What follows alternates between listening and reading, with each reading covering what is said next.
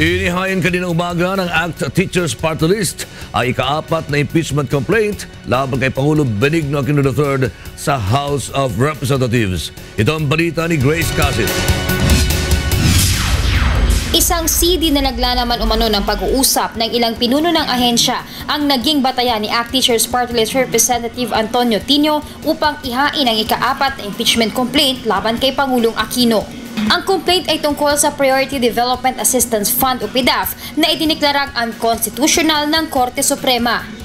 Ayon kay Tino, mayroon pa rin umanong pork barrel na nakapanoob sa 2014 national budget na umaabot sa 20 billion pesos. Nakapaloob sa CD na hawak ng grupo ang umunoy pag-amin ni CHED Chairperson Patricia Licuanan at DOH Yusek Janet Garin na umano'y may pondong inilaan sa kanilang ahensya upang pondohan ang lahat ng rekomendasyon ng mga kongresista.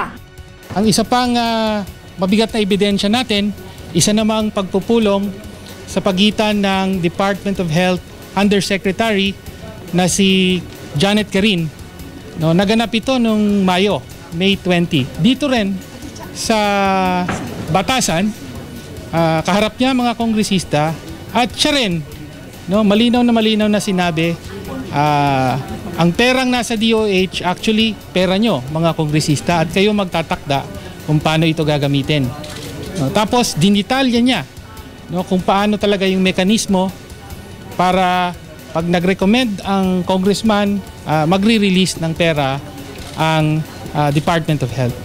Samantala, kinwestiyon naman ng Party List Coalition ang sinasabing ebidensyang hawak ng ACT Teachers Party List. Ayon kay Ako Bicol Party List Representative Rodel Batocabe, labag sa batas ang umano'y ginawang pag-record ng grupo sa isang executive meeting sa Kamara.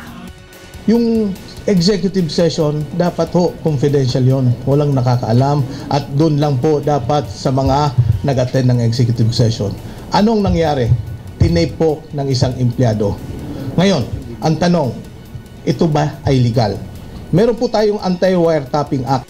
Ang una at ikalawang impeachment complaint ay inendorso ng Bayan Muna at Kabataan Party List na nakatuon sa Disbursement Acceleration Program o DAP na idiniklara ring unconstitutional ng Supreme Court.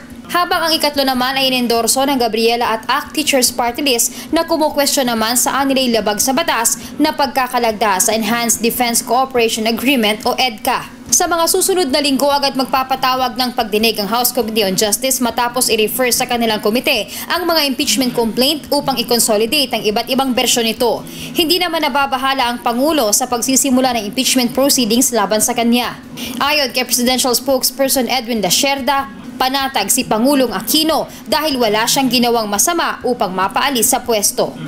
That's not a priority for us. Number one, the allegations that they allege that the President committed wrongdoing is certainly we do not agree with. So, but is it something that we're concerned with? No, we're not. Grace Casit, UNTV News Worldwide.